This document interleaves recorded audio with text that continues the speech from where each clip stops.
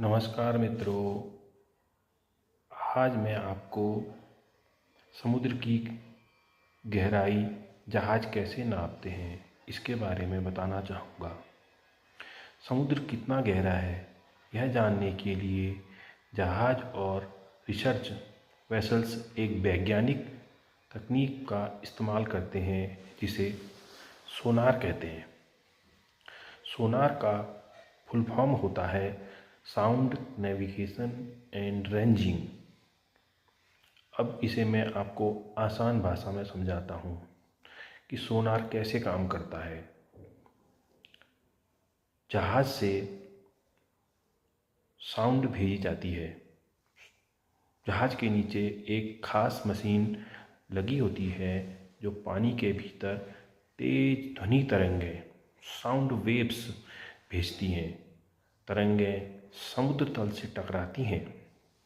ये तरंगें नीचे जाकर समुद्र की सतह से टकराती हैं और वापस ऊपर लौट आती हैं। इस लौटती हुई आवाज़ को हम इको कहते हैं। आने जाने का समय रिकॉर्ड होता है। जहाज़ में लगे सेंसर यह मापते हैं कि ध्वनि को नीचे जाकर वापस आने में कितना समय लगा। एक फॉर्मूले के द्वारा इससे गहराई निकाल ली जाती है। पानी में ध्वनि की गति लगभग 1500 मीटर प्रति सेकंड होती है। इसीलिए गहराई निकालने का फॉर्मूला होता है गहराई इजिकल टू ध्वनि की गति इंटू टाइम डिवाइडेड बाय 2। जब इसे हम 2 से भाग देते हैं तो इसे हम आवाज़ जो नीचे जाकर फिर वापस आती है उसका हमें पता चल जाता है।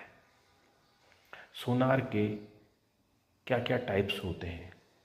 सिंगल बीम इको साउंडर सीधे जहाज़ के नीचे की गहराई बताता है।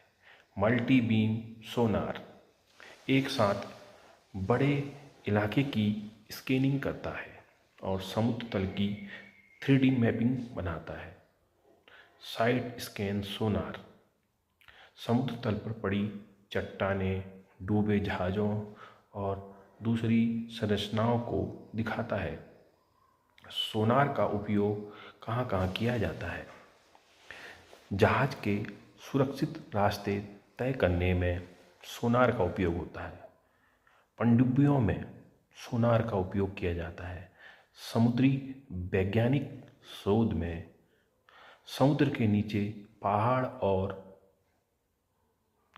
खाइयों को खोजने में केबल और पाइपलाइन बिछाने से पहले सर्वे करने में सोनार का उपयोग किया जाता है।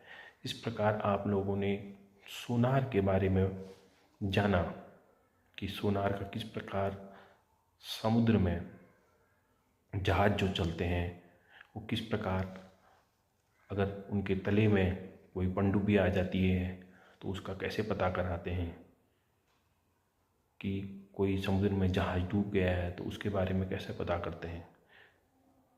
मैंने आपको आज सोनार के बारे में बताया।